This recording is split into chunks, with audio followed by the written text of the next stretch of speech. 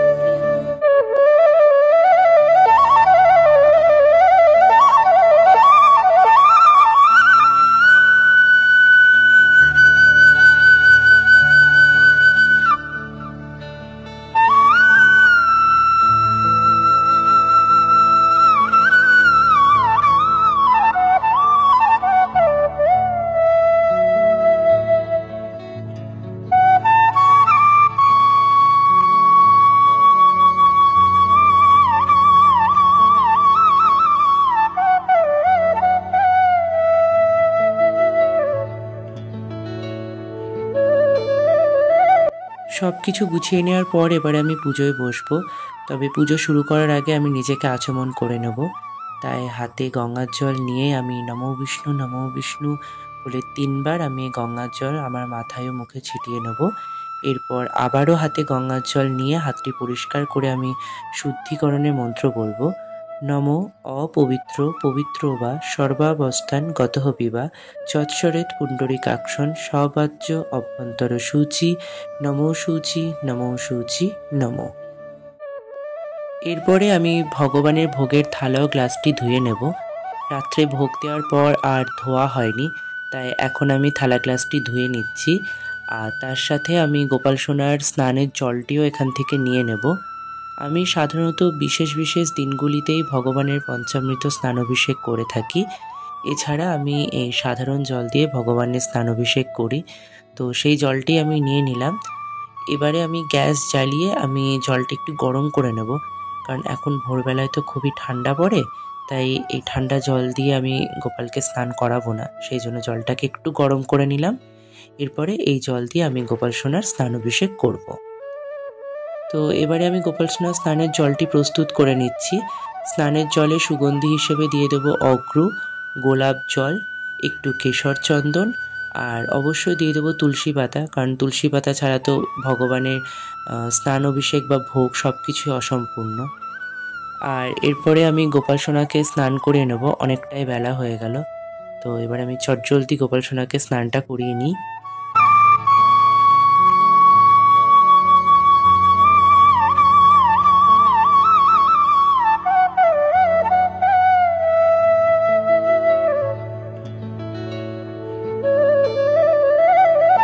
স্নান করানো হয়ে গেলে এবার একটি পরিষ্কার তোয়ালে দিয়ে আমি গোপাল সোনাকে ভালো করে মুছিয়ে দেবো।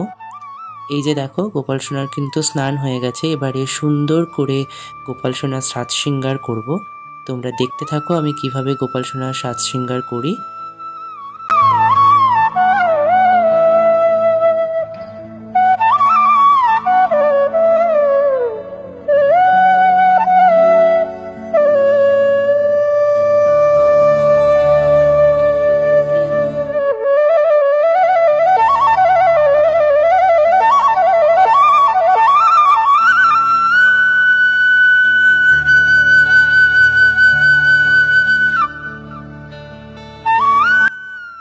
গোপাল সোনার সাজ শৃঙ্গার কিন্তু কমপ্লিট হয়ে গেছে। তো তোমরা দেখে বলো আজকে গোপাল সোনাকে কেমন লাগছে, অবশ্যই কিন্তু কমেন্ট করে জানাবে যে কেমন লাগছে আজকে গোপাল সোনাকে দেখতে। আর এরপরে আমি চন্দন সহযোগে ভগবানের চরণে ফুল ও তুলসী পাতা অর্পণ করব, তার সাথে সিংহাসনটিকেও একটু সুন্দর করে ফুল দিয়ে সাজিয়ে নেব।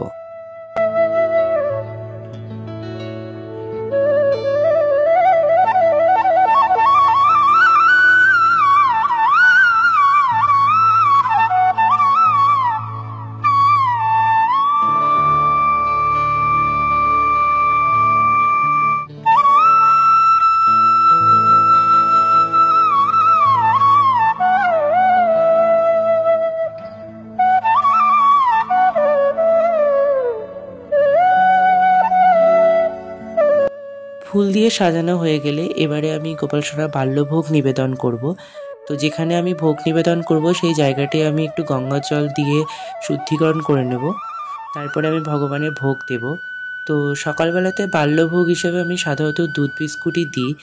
আজকে দুধটা নেই, তাই আমি একটু বিস্কুট দিয়েই ভগবানের ভোগ দিচ্ছি।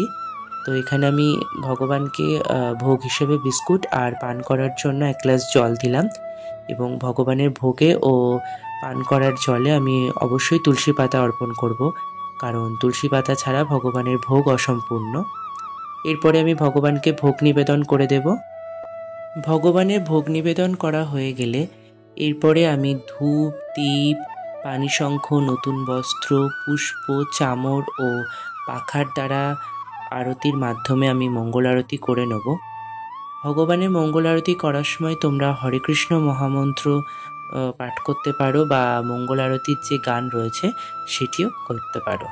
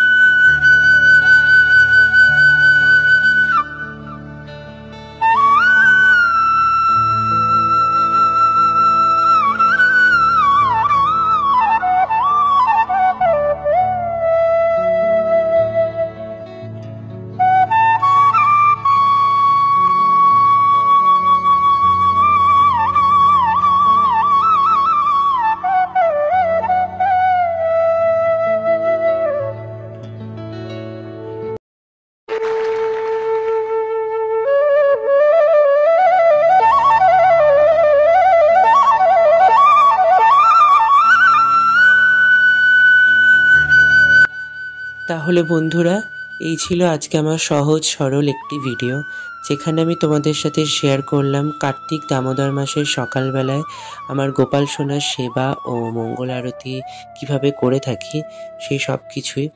আশা করি আজকে আমার এই ভিডিওটি তোমাদের নিশ্চয়ই ভালো লেগেছে। যদি ভালো লেগে থাকে তাহলে ভিডিওটিতে একটি লাইক করে আমার এই ছোট্ট চ্যানেলটিকে সাবস্ক্রাইব করে দিও। তোমরা যারা এখনও আমার এই চ্যানেলটি সাবস্ক্রাইব করোনি তাদের সকলের কাছে অনুরোধ রইল আমার এই চ্যানেলটি সাবস্ক্রাইব করার ও বন্ধু হয়ে পাশে থাকার। তোমরা যারা অলরেডি আমার চ্যানেলটি সাবস্ক্রাইব করে রেখেছো তাদেরকে অসংখ্য ধন্যবাদ। পুজো সংক্রান্ত আরও নতুন নতুন ভিডিও পেতে আমার সঙ্গে থাকো।